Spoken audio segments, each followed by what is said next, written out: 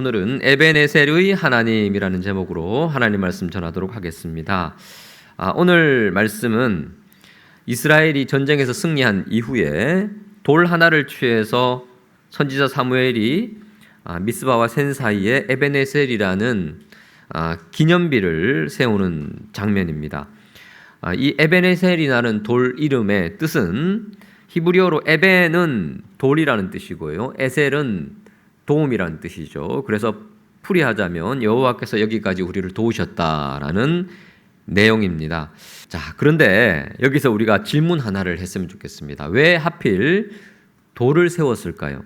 이유가 있습니다. 첫 번째 이유는 잊지 말라고 돌을 세웠습니다. 이스라엘은 오랜 침체 끝에 승리를 했는데 본문을 보시면 이 승리의 감격을 파티를 열거나 축제와 환호성을 열거나 부르짖지 않습니다. 사무엘 선지자가요, 냉철하게 가장 먼저 했던 것은 돌 하나를 세운 겁니다. 왜 돌이냐? 이 돌을 볼 때마다 잊지 말라고, 기억하라고요.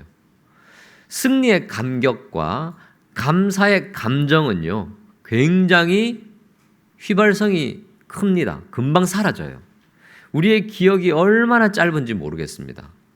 근데 그 기억이 가장 오래가는 방법은 감사의 증표, 표시를 하나 해두는 거예요. 그래서 그 돌을 볼 때마다 이스라엘 백성들이 기억합니다. 그렇지, 하나님이 하셨지, 하나님이 우리를 도우셨지, 그래서 승리했지, 그것을 잊지 말라는 뜻입니다. 출애굽 이후에 이스라엘을 보면요, 이 말을 우리는 좀 인지하게 돼요. 출애굽기 15장 21절을 보시면 홍해 바다를 가르고 이스라엘 백성들이 나옵니다. 그래서 이 홍해 바다가 갈라진, 그리고 그 마른 땅을 지나온 일이 얼마나 기적 같습니까? 그리고 그 이후에 애굽 사람들이 다 수장되거든요. 하나님이 놀라운 승리를 주셨습니다. 그때 소고치고 춤추며 이스라엘 백성들이 이렇게 말합니다. 너희는 여호와를 찬송하라. 출애굽기 15장 24절까지 계속 이어집니다. 모세가 홍해에서 이스라엘을 인도하며 그들이 나와서 수르 광야로 들어가서 사흘 길을 걷습니다. 3일이 채 되지 못해서 물이 없으니까 이스라엘 백성들이 원망하기 시작합니다. 3일 전에는 덩실덩실 춤추고 소고치고 하나님께 환호하고 서로 찬송하라라고 외쳤던 그 사람들이 물 없다고 금방 하나님을 원망하는 장면입니다. 여러분, 홍해 가르시는 게 쉬울까요? 광야에서 물 주시는 게 쉬울까요? 물 주시는 게 훨씬 쉽습니다. 그 거대한 바다를 가르실 능력이라면 왜 광야에서 물을 못 주시겠습니까? 기억한다면, 잊지 않았다면 충분히 기다리고 믿음으로 살아갈 수 있었을 텐데 금방 망각하니까. 그러니까 하나님이 주시는 기적과 은혜를 우리의 심중에 기억하는 것이 너무너무 중요해요. 그래서 눈에 보이는 물리적인 돌 하나를 세우고 그것을 잊지 말라는 뜻입니다.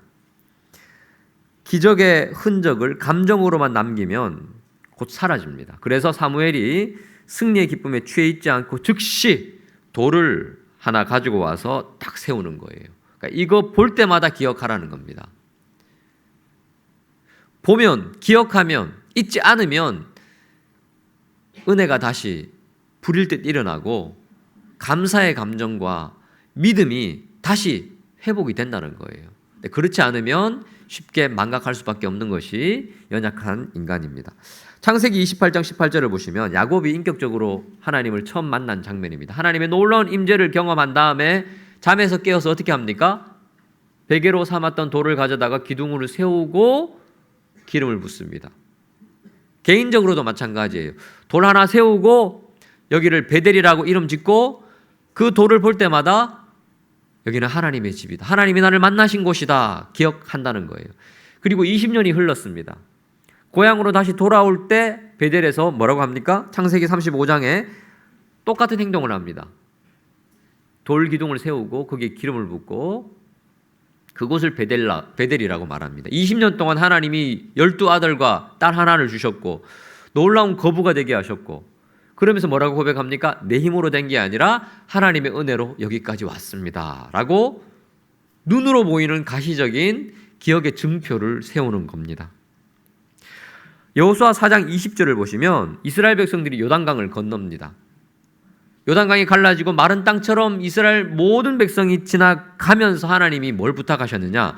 지나갈 때 요단강 맨 바닥에 있었던 돌 하나씩, 한 지파에 하나씩 들고 와라. 그래서 요단강 다 건너서 길갈에 이르러서 그 12돌을 다 세웁니다. 후손들이 묻습니다. 아버지, 이 돌들은 뭐예요? 이 돌들은 하나님이 우리를 요단강 가르치고 건너가게 하셨던 증표다. 하나님이 이 가나안 땅 우리로 하여금 정복하게 하셨어. 우리가 아니라 하나님이 하신 거야. 그 이야기를 전수하라고. 믿음의 자손들이 그 돌들을 보고 기억하라고, 잊지 말라고 믿음의 증표를 주신 겁니다. 자, 그런데 하나님이 승리하게 하셨고 하나님이 성공하게 하셨고 하나님이 나를 여기까지 인도하셨다 하면 좋은데, 반대로 그래도 내가 했지 뭐 라고 생각하는 사람이 있었어요. 사무엘상 15장 12절을 보십시오. 사울이 누구를 위해서 기념비를 세웁니까? 자기를 위해서. 아말렉과 전쟁에서 승리한 다음에 하나님이 승리하게 하셨는데 착각했어요. 내가 잘해서, 나의 지략으로, 나의 탁월한 리더십으로 승리했지라고 생각하고 기념비를 세웁니다. 그랬더니 이 장면 바로 직후에 하나님이 사울을 왕으로서 버려요.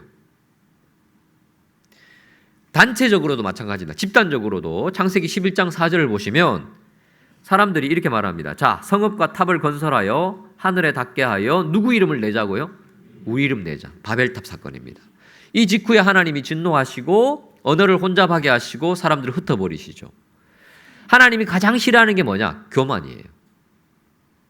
내가 나의 능력으로 나의 지혜로 뭔가를 했다 이러면 망하는 겁니다. 반대로 하나님, 내 지분은 1도 없습니다. 하나님이 100입니다. 하나님이 다 하셨어요. 하나님이 여기까지 나를 도우셨습니다. 에베네셀이라고 고백할 때 하나님이 더 큰 은혜를 주실 줄 믿습니다. 두 번째, 왜 돌을 세웠을까요? 두려워하지 말라고요. 두려워 말라고 이 에베네셀 돌을 세웠습니다. 자, 20년 전으로 한번 돌아가 볼까요? 4장으로 한번 넘어가 보겠습니다. 7장을 잠시 접어두시고 사무엘상 4장 1절을 보시면 이스라엘은 나가서 블레셋 사람들과 싸우려고 전쟁을 어디에서 치릅니까? 에베네셀 곁에 진치고. 그러니까 20년 전에 같은 장소에서 전쟁을 했는데 2절 보십시오. 누가 이겼습니까? 블레셋이 이겼어요. 이스라엘이 패배했는데 무려 2절 후반부로 보시면 4,000명의 군사가 죽을 정도로 대패를 했습니다. 그리고 20년 후에 이 에베네셀에서 완전히 역전됩니다. 승리했어요. 큰 승리를 합니다. 사실 이 에베네셀이라는 이 장소는요, 두려움의 장소예요. 패배했던, 그냥 작은 패배가 아니라 엄청난 패배를 경험했던 두려움의 장소였는데 하나님이 여기에서 역전승을 주십니다. 놀라운 은혜죠. 7장 9절을 보시면 그때와 지금의 차이점은 뭐냐면 기도했어요. 이스라엘 백성들이 엎드렸어요. 회개하고 하나님을 간절히 찾으니까 똑같은 장소인데, 똑같은 대적인데 그때는 졌지만 지금은 이겼습니다. 하나님 의지하니까요. 그래서 이 에베네셀은 만감이 교차하는 곳입니다. 에베네셀의 돌을 볼 때마다 이스라엘 백성들은 생각합니다. 내 힘으로 안 되는구나. 아무리 두려워도 하나님 의지하면 그래도 이길 수 있겠구나. 그래서 12절 보십시오. 같이 한번 읽어볼까요? 다시 한번 12절 읽습니다. 7장 12절 시작. 에베네셀이라 하니라. 아멘. 자, 사무엘이 돌을 취하여 어디 사이에 세웠죠? 미스바와 센 사이에. 미스바는 히브리어로 망대라는 뜻입니다. 바라보는 것이에요. 센은 어떤 뜻이냐? 히브리어로 이빨이라는 뜻이에요. 짐승의 날카로운 이빨. 그러니까 성경학자들이 예상하기를 짐승의 날카로운 이빨처럼 뾰족한 바위나 아주 첨예한 낭떠러지였을 것이다. 여러분, 이 센은 어떤 의미입니까? 우리 인생에 발 잘못 디디면 떨어져 죽을 수밖에 없는 고난과 같은 낭떠러지의 지점이에요. 우리는 다 인생의 문제를 안고 있습니다. 고난 가운데 있습니다. 센이라는 그 아주 뾰족한 바위 끝에서 위태위태하게 살고 있어요. 그런데 그 맞은편에 뭐가 있습니까? 미스바가 있어요. 하나님을 바라보는, 하나님을 조망하는 망대도 있어요. 그러니까 그 사이에 에베네셀이 세워졌다는 겁니다. 우리는 선택할 수 있습니다. 문제를 언제나 갖고 있지만 문제보다 더 크신 주님을 바라볼 수 있어요. 두려움의 장소에 있지만 그 두려움을 충분히 상쇄하고 이길 수 있는 크신 하나님을 의지할 수 있어요. 그러면 그 두려움의 장소가 소망의 장소가 되고 승리의 장소가 되고 하나님이 기적을 베푸시는 장소가 된다는 것입니다. 우리는 선택해야 됩니다. 그 낭떠러지에서 벌벌 떨면서 두려워하고만 있을 것인가? 아니면 미스바에서 나를 도우시는 하나님을 바라보고 기도하고 하나님을 의지할 것인가? 하나님이 함께 하시면 두려움 이기고 블레셋을 이겼던 것처럼 참된 승리를 맛보게 될 줄 믿습니다. 얼마 전에 한 성도님과 대화를 했어요. 그 성도님이 저에게 이렇게 말씀하시더라고요. 목사님, 우리 교회 성도님들이 가끔씩 저에게 당신은 걱정 없죠? 아무런 걱정이 없죠? 이렇게 말씀을 하신대요. 근데 걱정이 많대요. 그러면서 저에게 걱정거리를 이렇게 저렇게 털어놓으시더라고요. 목사님, 이것도 문제고 이것도 문제고 이것도 문제고. 그러니까 제가 미처 알지 못했던 문제들까지 다 얘기를 하시는데 문제가 많으시더라고요. 그러면서 이분이 한마디 더 말씀을 하셨어요. 목사님, 제가 신앙생활 해보니까 문제 없는 사람은 한 명도 없더라고요. 문제 없는 것처럼 보이지만 다 문제는 있더라고요. 그렇게 얘기하더라고요. 제가 그렇게 맞장구를 쳤습니다. 저도 목회해서 보니까 수많은 성도들을 만나봤지만 문제 없는 성도는 한 분도 안 계시더라고요. 그러더라고요. 여러분, 지금 굉장히 평온한 모습으로 저를 바라보고 계시지만 저는 속지 않습니다. 여러분, 문제 다 가지고 계시잖아요. 저는 문제가 있을까요, 없을까요? 저도 있겠죠. 문제 없는 사람은 없습니다. 근데 문제는 뭐냐? 문제가 있어도 우리가 센이라는 그 벼랑 끝에서 위태위태할지라도 맞은편에 미스바가 있어요. 그러니까 미스바와 센 사이에 에베네셀 그 돌을 세웠다는 것은 선택하라는 거예요. 문제보다 더 크신 주님을 바라보라는 거예요. 그러면 됩니다. 그러면 돼요. 문제 없는 인생은 없지만 문제 앞에서 주님을 바라보고 주님 의지하면 하나님께서 은혜를 주시는데, 자, 9절 10절을 보십시오. 이스라엘 자손과 사무엘이 기도를 하고 번제를 드리고 부르짖었더니 10절 블레셋 사람이 이스라엘과 싸우려고 가까이 오매 그날에 여호와께서 블레셋 사람에게 큰 우레를 발하여 그들을 어지럽게 하시니 그들이 이스라엘 앞에서 패한지라. 제대로 전쟁도 안 했어요. 하나님이 기적을 내려주십니다. 천둥 번개 우레를 통해서 그들을 자중질환 자빠지게 하셔서 승리케 하셨다는 거예요. 기적이 일어나는 겁니다.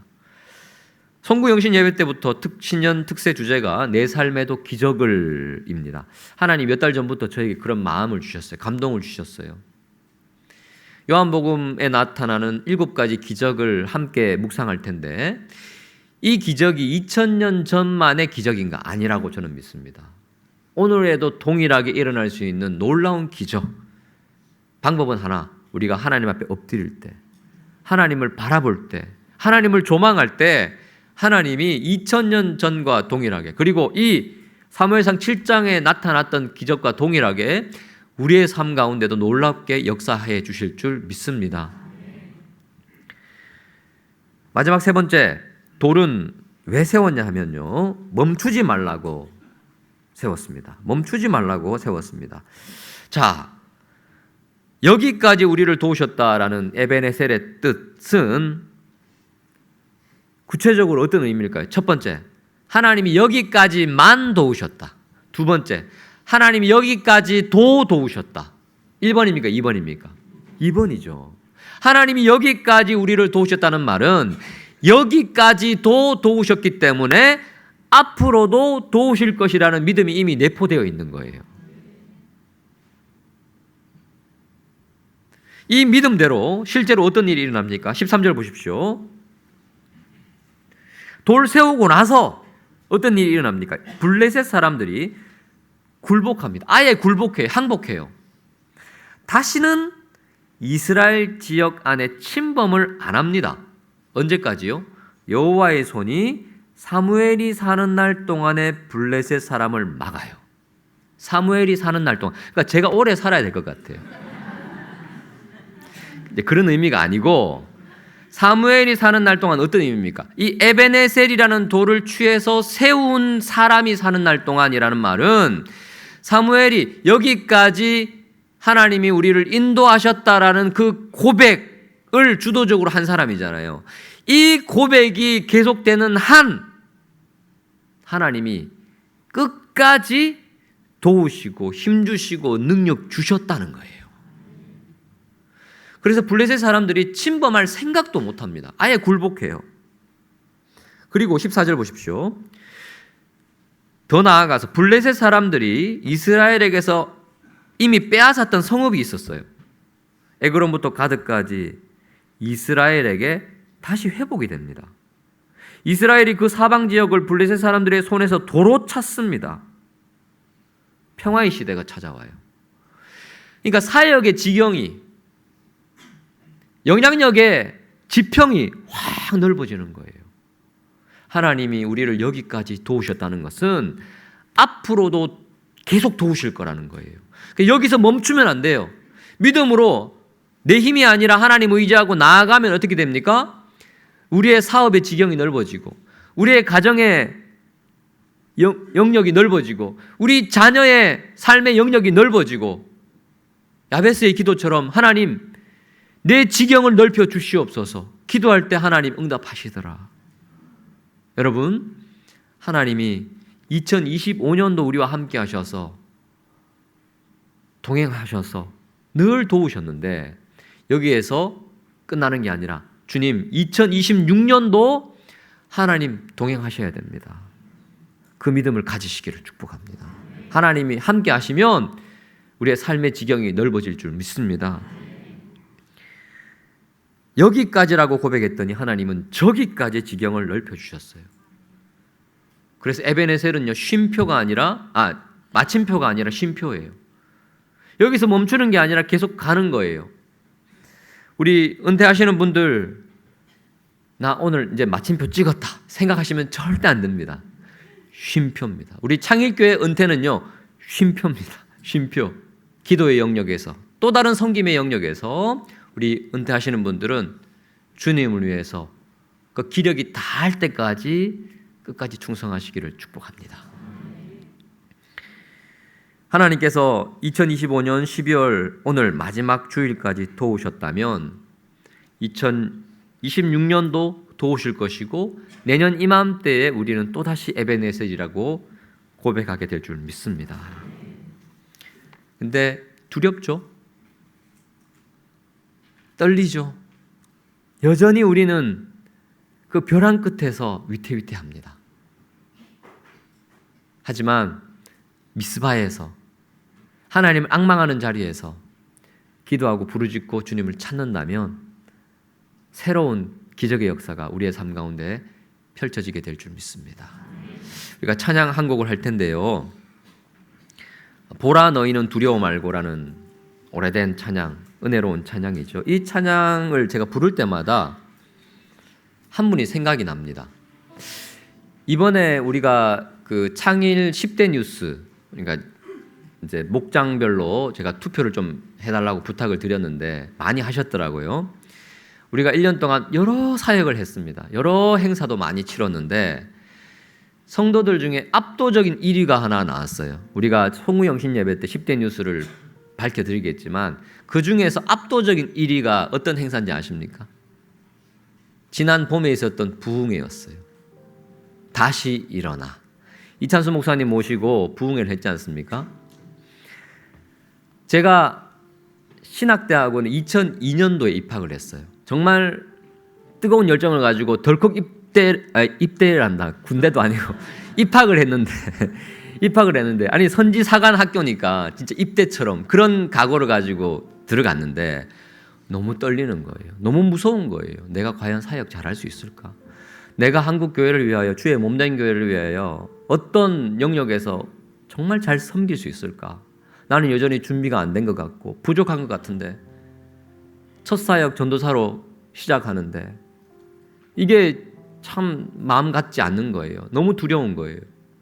근데 신대원 1학년 때 채플 시간에 처음 보는 한 젊은 강사 목사님이 예배를 인도하셔요. 본인 소개를 하는데 올해 분당에서 교회를 개척한 이찬수 목사라예요. 그 해 개척을 했어요. 그래서 대부분 잘 모르는 젊은 목사님이 설교를 시작하는데 제가 분당에 개척을 했습니다. 개척을 했는데 분당은 별들의 전쟁이었습니다. 그러는 거예요. 진짜 설교 잘하시는 목사님 큰 교회들이 분당 신도시에 다 세워졌는데 거기에 작은 개척교회를 시작했는데 순종한다고 개척을 하긴 했는데 어느 날 갑자기 두려움이 막 엄습하더래요. 세탁소에 옷을 맡기고 옷을 찾아가지고 오는데 그 옷 찾을 때 옷걸이에 비닐 해가지고 여기 있잖아요. 이렇게 들고 오는데 너무 다리에 힘이 빠져가지고 벤치에 주저앉으셨대요. 내가 과연 잘할 수 있을까? 교회 문 닫는 거 아닐까? 그런 두려움 가운데 있을 때 하나님이 이 찬양을 주셨대요. 보라 너희는 두려워 말고 보라 너희를 인도한 나를 봐라. 너는 지치지 말고 너를 구원한 나를 봐라. 내가 이때까지도 너와 함께 했지 않느냐. 미국에서도 함께 했고 나 하나 바라보고 한국에 귀국해서 사역할 때도 내가 너와 함께 해서 귀한 열매를 줬는데 분당이라고 작은 개척교회라고 왜 그렇게 두려워하냐. 나를 바라봐라. 내가 너와 함께 하겠다. 그래서 그 자리에서 일어나서 믿음으로 뚜벅뚜벅 지금도 걷고 있습니다라고 그때 개척하신 몇 달 안 되셔서 그 고백을 하는 거예요. 주님께서 나를 여기까지 인도하셨다는 그 고백이 있은 후로 수십 년이 흘렀죠. 그래서 이찬수 목사님과 분당 우리 교회가 얼마나 한국 교회를 위해서 귀하게 쓰임 받습니까? 지금까지 여기까지라고 고백했더니 저기까지 더 큰 영역으로 인도하셨던 하나님께서 우리의 삶도 그렇게 인도해 주실 줄 믿습니다.